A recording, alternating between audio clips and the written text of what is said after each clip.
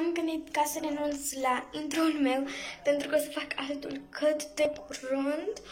Așa că, da, de acum înainte nu o să mai fie un intro la videoclipurile mele, așa că vizionare plăcută.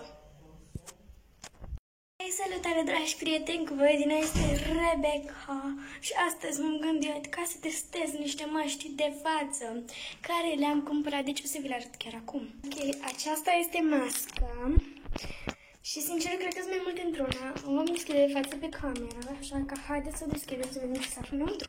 Ok, aici unde stau eu în Spania este foarte, foarte cald afară, eu am spatele gol. Stau și ce am problemă să ridic camera, dar mă rog. Haideți să deschidem.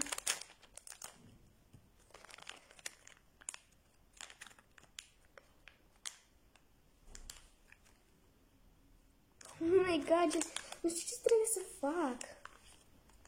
Doar una.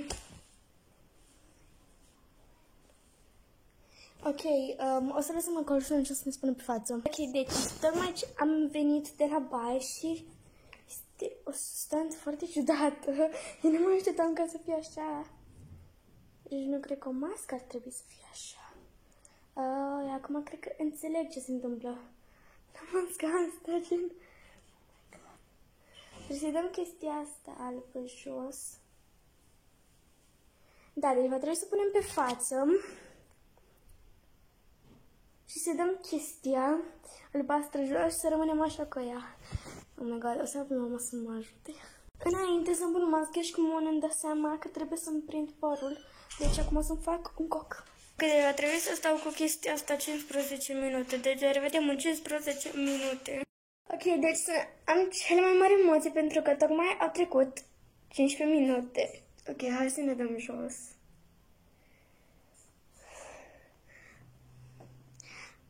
Am fața umedă. Cred că trebuie să mă spăl. Păi vedeți diferența pe cameră? Pentru că eu încă nu m-am uitat în oglindă și pe cameră se vede mai diferit. Ca în realitate, gen... Nu se mai poate folosi încă o dată, din păcate, așa că va trebui să o arunc. Pare că e cam umedă, dar... Da, ok. Cred că trebuie să mă spăl pe față. Deci haideți să ne spălăm pe față. Ok, deci am venit de la baie, mi-am spălat pe față. Cum o să-mi dau cocul jos. Mă jucam cu prietena mea. Și, adică, nu în realitate, vorbeam prin apel și ne jucam, așa. Mă rog, și aud că au trecut 15 minute pentru că nu am pus timp. Nu spun toale deloc. Oh my god. Ok, deci...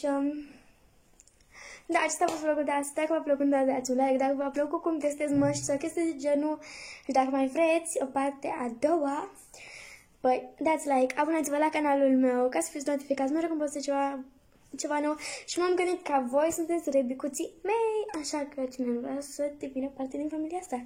Deci da, vă și vă iubesc.